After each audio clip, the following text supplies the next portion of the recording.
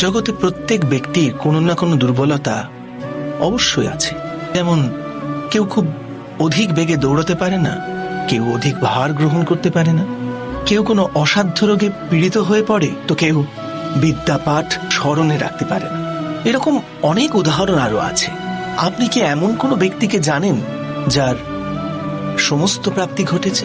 কিন্তু আমরা জীবনের একটি দুর্বলতাকে জীবনের কেন্দ্র বানিয়ে ফেলি, যেই কারণবশত হৃদয়ে দুঃখ আর অসন্তোষ ঘিরে থাকে সদা।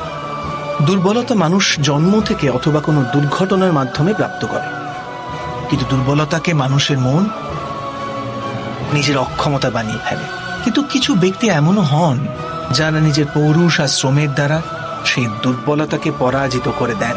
কি বিভেদ আছে এদের আর অন্য লোকেদের মধ্যে? আপনি কখনো এর বিচার করেছেন? অতি সরল উত্তর আছে এই প্রশ্নে।